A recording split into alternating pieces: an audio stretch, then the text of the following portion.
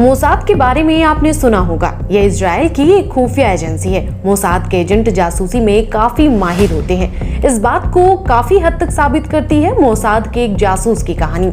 जासूसी के मामले में ये एजेंट इतना शातिर था कि ये एक देश में घुसा, वहां बस गया और अपना इतना रुतबा बना लिया कि एक वक्त बाद उसका नाम राष्ट्रपति पद की रेस में आने लगा।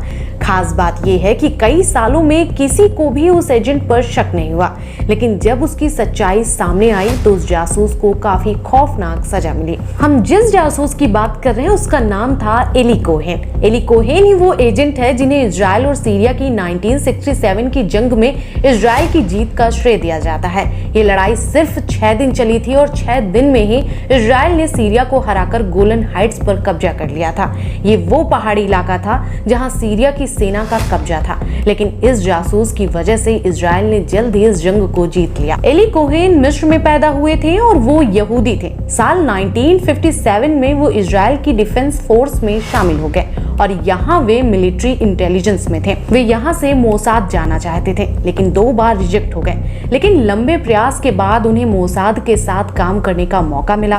फिर कोहेन को सीरिया से जुड़े प्रोजेक्ट पर काम करने का मौका मिला। वे सीरिया में एक बिजनेसमैन के रूप में एंट्री पाना चाहते थे और इसके लिए वो अर्जेंटीना गए। वहां उन्होंने बिजनेस किया और सीरियाई बिजनेसमैन के रूप में अपनी खास पहचान बना ली।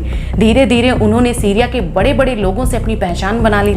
उन्होंने अपना इतना प्रभाव बढ़ा लिया था कि उनकी दोस्ती अमान अल हाफिज से हुई, जो सीरिया के राष्ट्रपति बने। कहा जाता है कि कोहेन ने हाफिज के साथ इतनी अच्छी दोस्ती बना ली थी कि उन्होंने कोहेन के लिए रक्षा मंत्री पद देने की मांग कर दी थी। साथ ही उन्होंने ये भी कहा कि सीरिया का राष्ट्रपति बनने के लिए एली कोहेन से बेहतर कोई ऑप्शन नहीं हो सकता। वे सीरिया की आर्मी से जुड़े मामलों में एक्टिव रहने लगे। उनका सरकार को भी काफी फंड जाता था और वे आलीशान घर में बड़े बिजनेस टाइकून के रूप में वहां अपनी पहचान छुपाकर रह रहे थे। गोलन हाइट्स को लेकर हो रही जंग में सीरिया इजराइल को पानी देने से रोकने वाला था, मगर कोहेन को ये बात पहले से पता थी और उन्होंने इजराइल में पहले ही सीरिया का प्लान बता दिया।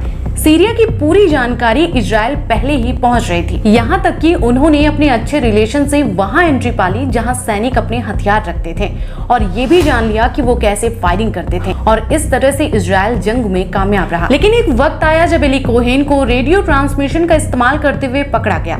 1965 में जब एली कोहेन पकड़े गए तो उसके बाद उन्हें फांसी की सजा देने का फैसला किया गया। इसके बाद उन्हें 18 मई 1965 में सरेआम फांसी दे दी गई और उनके शव को एक गुमनाम जगह में दफना दिया गया। तो क्या इससे पहले आपको मोसाद के सबसे बड़े जासूस की ये कहानी पता थी? कमेंट बॉक्स में जरूर बताएं। My name is Kamel Amin Thabit.